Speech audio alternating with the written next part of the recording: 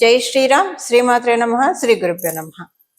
2026 సంవత్సరం ఆగస్టు 2వ తారీఖు నుంచి 2026 సంవత్సరం ఆగస్టు 8వ తారీఖు ఈ సమయంలో ఉన్న గోచారంలో ఉన్న గ్రహస్థితులు, అలాగే గోచారంలో ఉన్న గ్రహస్థితులను అనుసరించి, గ్రహ గమనాలను అనుసరించి ద్వాదశ రాశుల వాళ్ళకి, ద్వాదశ లగ్నాల వాళ్ళకి ఎలాంటి ఫలితాలు చూడబోతున్నారు ఇవి చూద్దాము. మొదటిగా గోచారంలో ఉన్న గ్రహస్థితులు. మంగళ సంచారము మిథున రాశిలో ఆయన సంచారం ఉంటుంది. అలాగే బుధుడు కూడా మిథున రాశిలో సంచారము. మిథున రాశిలో ఉన్న బుద్ధ దేవుడు ఈ ఆగస్టు మొదటి వారంలో 2 రోజుల తర్వాత ఆయన సింహరాశిలో, కర్కాటక రాశిలోకి ఆయన సంచారం ఉంటుంది. కర్కాటక రాశిలో రవిదేవుని సంచారము, గురు భగవానుడి సంచారం ఉంది. బుధ భగవానుడు కూడా ఈ రాశిలోకి వచ్చిన తర్వాత 3 గ్రహాల సంచారం కర్కాటక రాశిలో ఉంటుంది. రవి, బుధ, గురుల సంచారం కర్కాటక రాశిలో ఉంటుంది. సింహరాశిలో కేతుదేవుని సంచారము, కన్యా రాశిలో శుక్రాచార్యుల వారి సంచారము, కుంభరాశిలో రాహుదేవుని సంచారము, మీన రాశిలో శనీశ్వరుడి సంచారం. శనీశ్వరుడు వక్రించి ఉన్నాడు. మీనరాశిలో వక్రగతిలో ఉన్నాడు శనీశ్వరుడు. ఇవి మరియు అన్ని రాశిని వేగంగా చుట్టూ వచ్చే చంద్రదేవుడు. ఈయన ఈ వారము కుంభరాశి మొదలుకొని వృషభ రాశి వరకు సంచారం ఉంటుంది. కుంభరాశి, మీనరాశి, మేషరాశి, వృషభ రాశి, ఈ 4 రాశుల్లో చంద్రదేవుని యొక్క సంచారం ఉంటుంది. ఇవి గోచర గ్రహస్థితులు. వీటిని అనుసరించి ఈ వారము ద్వాదశ రాశుల వాళ్ళకి, ద్వాదశ లగ్నాల వాళ్ళకి ఎలాంటి ఫలితాలు ఉంటాయి, ఈ ఫలితాలను తెలుసుకోవడానికి ముందుగా ఈ వారము గోచారంలో గ్రహస్థితులు ఈ రాశిలో ఉన్నాయి. ఈ రాశిలో ఉండడం వల్ల మంచిగా చెడ, ఏ గ్రహము సరిగ్గా లేదు, ఏ గ్రహం సరిగ్గా ఉంది, ఇదంతా మనం ఒకసారి చూద్దాము. అంటే సరిగ్గా స్థితిలో లేరు అన్నది. వక్రించిన శనీశ్వరుడు కొన్ని రాశుల వాళ్ళకి ప్లస్, కొన్ని రాశుల వాళ్ళకి కొంచెం ఇబ్బంది ఉంటుంది.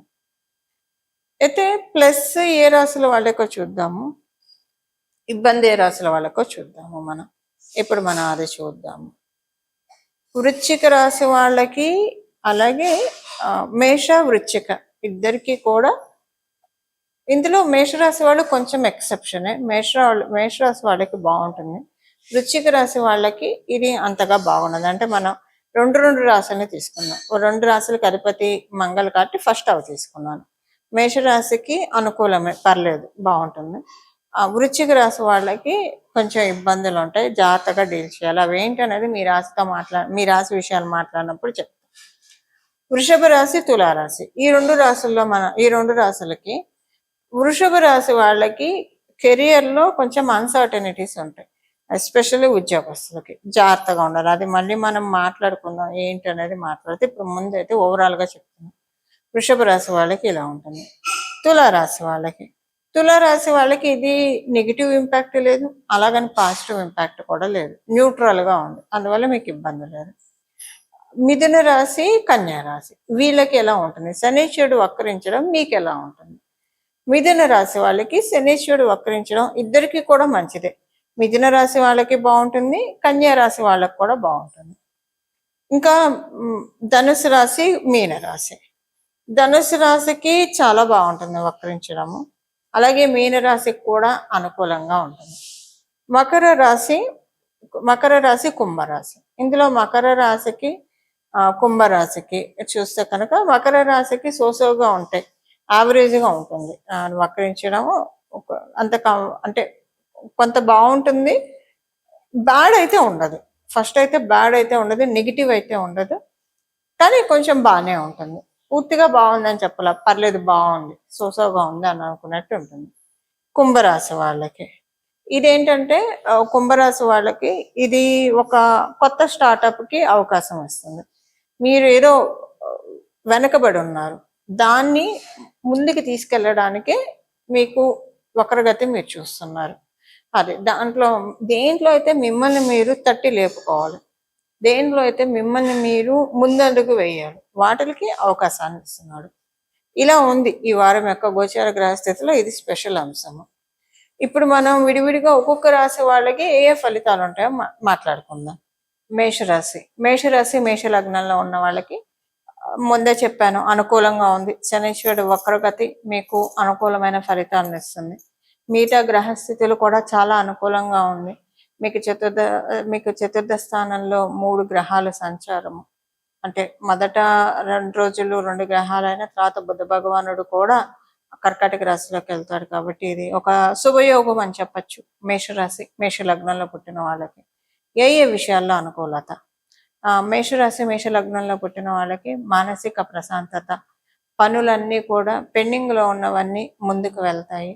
ఒక రకంగా చెప్పాలంటే ఏదో మార్పు జరుగుతుంది, మీ జీవితంలో ఏదో మార్పు జరుగుతుంది. అది మంచి మార్పే, మళ్ళీ ఏదో పిచ్చి మార్పులు, చెడ్డ మార్పులు, ఏదో నెగిటివ్ని సూచించే మార్పులు కాదు.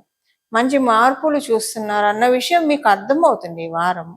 Something is going to happen, something is good is stored for you అన్నది మీకు ఈ వీక్ నుంచి మొదలవుతున్నది. ఈ వీకే మీరు ఎక్స్పీరియన్స్ అవుతారని నేను చెప్పను, ఎందుకంటే లాంగ్ పీరియడ్ టు గో, కనీసం 5-6 months ఉంటుంది ఇది. సో అందువల్ల మీకు ఏంటంటే ఈ వీక్ నుంచి మొదలవుతుంది మీకు పాజిటివ్ థాట్ ప్రాసెస్. అంతకుముందు లేదని కాదు, ఇప్పుడు ఇంకా మొదలవుతుంది positive thought process, positive thinking, positive attitude అన్నీ కొన్ని మారుతూ ఉన్నాయి. జగదంబ ఆశీస్సులు మెయిన్గా ఎక్కువగా ఉన్నాయి. అందువల్ల ఇవన్నీ కూడా మీకు తేట తెల్లం అవుతూ ఉంటాయి. సంతానానికి సంబంధించిన అనుకూలతలు ఉంటాయి.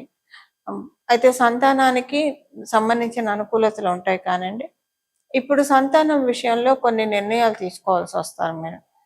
సపోజ్ మీ పిల్లలు కనుక కాలేజీ గోయింగ్ వచ్చినా, లేదా ఏదన్నా ఇంట్లో ఉంచి చదివించాలా, లేదంటే బయట ఎక్కడన్నా పెట్టి చదివించాలా, ఇలాంటివి కూడా కొన్ని చర్చలు మీకు ఇంట్లో జరుగుతాయి. ఇది కొంచెం ఉంటుంది, బట్ అంతా సర్దుమణుగుతుంది, బాగా ఉంటుంది. ఎవరన్నా స్కాలర్షిప్స్కి ప్రయత్నిస్తూ ఉంటే అనుకూలమైన సమయము. ఉద్యోగస్తులందరికీ కూడా అనుకూలంగా ఉంది, ఎలాంటి ఇబ్బంది లేదు, మంచి శుభ సమయం. వ్యాపారస్తులకి కూడా చాలా అనుకూలంగా ఉంది. వ్యాపారస్తులకి ఏంటంటే అనుకూలంగా ఉంది. దాంతోపాటు ఏంటంటే వ్యాపారస్తులు, మీరు వ్యాపారం చేస్తూ ఉన్నప్పుడు మీరు చేసే వాళ్ళల్లో, మీరు వ్యాపారం చేసే దాంట్లో సపోజ్ మీకు భాగస్వామ్య వ్యాపారం ఉంది. ఒకవేళ భాగస్వామి మీరు ఆడవాళ్ళతో అసోసియేట్ అయిన, ఇప్పుడు మీరు ఆడవాళ్ళు అయినా ఇంకొక ఆవిడతోటి మీరు అసోసియేట్ అయ్యి బిజినెస్ చేస్తూ ఉంటే వాళ్ళకి మీకు మధ్య మనస్పర్ధలు వచ్చి విడిపోవడానికి ఛాన్స్ ఉంది. కొంచెం సంయమనం పాటించండి. ఇలా కాదు, ఒకవేళ మీరు మగవాళ్ళు, మీరు ఇంకొక పార్ట్నర్తో ఉన్నారు, అది ఆడవాళ్ళు అయ్యి ఉండొచ్చు, అప్పుడు కూడా మీకు ఇబ్బంది వస్తుంది, జాగ్రత్తగా ఉండండి. అసలు మేమేమి స్వతంత్ర వ్యాపారస్తులు, పార్ట్నర్షిప్లు ఇలాంటివి మాకేమీ లేవు అంటే, మీరు డీల్ చేసే వాళ్ళలో, మీరు ట్రాన్సాక్షన్ చేసే లిస్టులో కనుక ఆడవాళ్ళు ఉంటారు కదా ఖచ్చితంగా, వాళ్ళతో కొంచెం జాగ్రత్తగా ఉండండి. ఒకటి ఏంటంటే మీ మీద మీరు బిజినెస్ చేసే ఏరియాలో అది మీ బంధువర్గంలో కూడా కావచ్చు. కొంతమంది ఏడుపులు బాగా ఉన్నాయి, మీరు బాగా చేసుకుంటున్నారు వ్యాపారం అని, సో మీ మీద బ్యాడ్ ప్రాపగాండా స్టార్ట్ చేస్తాం.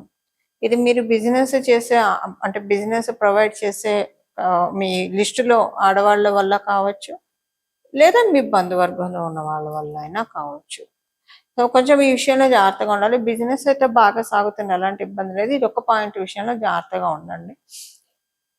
దీంతో కొంచెం మీరు ఇబ్బంది పడే ఛాన్స్ ఉంది. కాబట్టి ఇవి ఈ వారం యొక్క గోచార గ్రహస్థితుల ఫలితాలు మేష లగ్నంలో పుట్టిన వాళ్ళకి. పరిహారము ఈ వారము చేసుకోవాల్సింది, శనీశ్వరుడు వక్రగతిలో ఉండడం వల్ల ఈ వారం ద్వాదశ రాశుల వాళ్ళు, ద్వాదశ లగ్నాల వాళ్ళు అమ్మవారి యొక్క ఆరాధన, ఆఖరిదైన మీనరాశిలో ఆయన వక్రించి ఉన్నాడు కాబట్టి అమ్మవారి యొక్క ఆరాధన, అది కూడా గురుమూర్తి రూపంలో సరస్వతి అమ్మవారిని ఆరాధిస్తే చాలా మంచిది, రాజశ్యామల అమ్మవారిని ఆరాధిస్తే చాలా మంచిది.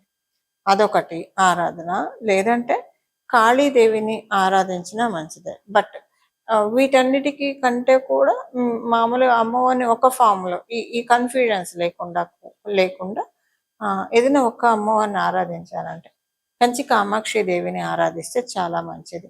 మనసులో కామాక్షి కామాక్షి కామాక్షి కామాక్షి అనుకుంటూ ఉండండి, చాలా మంచి ఫలితాలను చూస్తారు. చల్లని తల్లి అవ్యాజ కరుణామూర్తి. అష్టాదశ శక్తి పీఠాల్లో ఒకటి కాంచీపురం, అలాగే సప్తమోక్షపురాల్లో ఒకటి కాంచీపురం. అక్కడ కంచి కామాక్షి అమ్మవారిని మనసులో స్మరించినంత మాత్రమే, అంతే, స్మరించినంత మాత్రమే మనకున్న మనసు ప్రశాంతంగా అనిపిస్తుంది. టెన్షన్ నుంచి వెంటనే రిలీవ్ అయిపోతాం, ధైర్యం వస్తుంది, ఆనందం వస్తుంది, సంతృప్తి ఉంటుంది.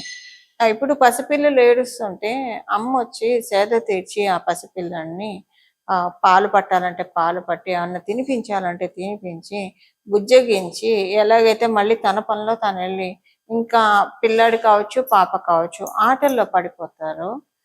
మనమే తల్లులైనందుకు పిల్లల్ని అంత సేద తీరుస్తుంటే జగన్మాత మరి మనందరిని ఎంత చక్కగా సేద తీరుస్తుంది. చేయాల్సింది మనము అమ్మవారిని తలుచుకోవాలి. అమ్మ అమ్మ అమ్మ అని పిలిస్తేనే కదా పిల్లాడు కూడా, పాప కావచ్చు బాబు కావచ్చు, ఏడిస్తేనే కదా అమ్మ అయ్యో పిల్లాడికి ఏమైందో అని వచ్చి చూసేది, పాపకి ఏమైందో అని వచ్చి చూసేది, పాపాయికి ఏమైందో అని వచ్చి చూసేది. అలా మనము కామాక్షి దేవ్యే నమః, కామాక్షి దేవ్యే నమః, కామాక్షి దేవ్యే నమః అని అనుకుంటూ ఉంటే అమ్మ మన ఆర్తిని ఆలకిస్తుంది. మన ఆర్తిని ఆలకించి మనల్ని హక్కున చేర్చుకుంటుంది. నమ్మండి, ఇది చాలా మందికి ఎక్స్పీరియన్స్ అయ్యి ఉండొచ్చు, నమ్మండి అని అనకూడదు. ఎందుకంటే అమ్మవారిని పట్టుకున్న వాళ్ళకి ఎంత అత్యద్భుతమైన ఫలితాలను అమ్మవారు ఇస్తుందో అందరూ కూడా ఎక్స్పీరియన్స్ అయ్యే ఉంటారు. ఈ సమయము అనుకూలంగా ఉంది. అమ్మవారి పాదాలని అంటే ప్రతిసారి మనం పట్టుకున్నా కూడా ఒక్కొక్కసారి నెగిటివ్ ఫోర్సెస్ అడ్డొచ్చి వాటిల్ని, అంటే ఇప్పుడు ఇదే మీకు ఎగ్జాంపుల్గా చెప్పాలంటే, పిల్లాడు ఏడుస్తుంటే తల్లి హృదయం తల్లడిల్లుతూ ఉంటుంది. అయ్యో బాబు ఎందుకు ఏడుస్తున్నాడో, పాప ఎందుకు ఏడుస్తున్నాడో. ఇంట్లో పెద్దవాళ్ళు ఉన్నా లేదా ఇంకెవరైనా ఉన్నా బాలానం రోదనం బలం, ఏం కాదు, ఏడవంగానే పరిగెత్తుకొని వెళ్ళి ఏం ఎత్తుకోకర్లేదు ఇలా చెప్పి ఆపేస్తూ ఉంటారు. లేదా ఏదో ఒక పని ఉంటుంది, ఆ పని వదిలి రాలేని పని అవుతుంది. ఏడుస్తున్నా గబగబా కంప్లీట్ చేసుకొని వెళ్దాం అని ఆగొచ్చు. అలా పిల్లడు బాబో పాపయో ఏడుస్తూనే ఉంటారు కదా. అలా అంటే నా ఉద్దేశం నెగిటివ్ ఫోర్సెస్ అడ్డుపడ్డప్పుడు సమయము వేళ విశేషము బాగా ఉంటే నెగిటివ్ ఫోర్సెస్ అడ్డుపడవు, తల్లి వచ్చి హక్కున తీర్చుకుంటుంది. వేళ విశేషం బాగోనప్పుడు నెగిటివ్ ఫోర్సెస్ అడ్డుపడి మనం ఎంత వేడుకున్నా కూడా మనం వేడుకున్న ఫలితం అయితే ఖచ్చితంగా వస్తుంది, కానీ కొంచెం టైం పడుతుంది అంతే, నెగిటివ్ ఫోర్సెస్ అడ్డుపడడం వల్ల. అది ఒక రకంగా చెప్పాలంటే ఇది జగన్మాత సమక్షంలో, ఎందుకంటే మన అమ్మవారినే స్మరిస్తూ ఉన్నాం కాబట్టి మనకున్న కల్మషాన్ని, మనకున్న దోషాన్ని తీసేయడానికే అది వెళ్ళిపోతుంది. ఆ పరీక్షలు కూడా మనకున్న దోషాలు పోవడానికే అవుతాయి ఇలా. అందుకని ఎక్కువ ఈ సమయం అయితే చాలా చక్కగా ఉందండి. ఫిల్టర్డ్ టైం అంటాం చూసారా, ఒక మంచి ముహూర్తం అంటే ఏంటి, మంచి ఫిల్టర్డ్ టైం అది ఇప్పుడు ఉంది గోచారంలో. ఇప్పుడు అందరం కూడా ద్వాదశ రాశుల వాళ్ళం, ద్వాదశ లగ్నాల వాళ్ళం, 21 నక్షత్రాల వాళ్ళం అందరం కూడా కామాక్షి పరదేవతని కనుక మనసులో ధ్యానించుకుంటూ ఉంటే, ఆవిడ పాదాన్ని మనసులో స్మరించిన, ఆవిడ మంగళమూర్తి రూపాన్ని మనసులో అలా స్మరించుకుంటూ ఉంటే కామాక్షి కామాక్షి కామాక్షి అని ఎంత ప్రశాంతంగా ఉంటుందంటే ఇది మీరందరూ కూడా ఎక్స్పీరియన్స్ అవుతారు. నాకు తెలిసి నేను చెప్తుంటేనే, నేను కాదు అమ్మవారు చెప్పిస్తుంది. అమ్మవారు చెప్పిస్తున్న ఈ పలుకులు వింటున్నప్పుడే మీ మనసు ప్రశాంతంగా నిస్సందేహంగా అవుతుంది.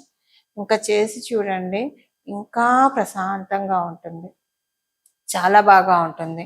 అమ్మవారు మన చేత అన్ని పనులు సక్రమంగా చేయిస్తుంది. ఏ పనులు కూడా పెండింగ్ అవ్వకుండా మన నిత్య దైనందిన జీవితంలో ఏ ఏ పనులు ఎప్పుడెప్పుడు అవ్వాలో అప్పుడప్పుడు అమ్మవారు అయ్యే విధంగా మనల్ని కరుణిస్తుంది, దీవిస్తుంది. ఎప్పుడు ఎంత ఏ పొజిషన్లో ఉన్నా మానవుడు అన్న వాడికి ఇన్సెక్యూరిటీ సహజం. ఎంత పెద్ద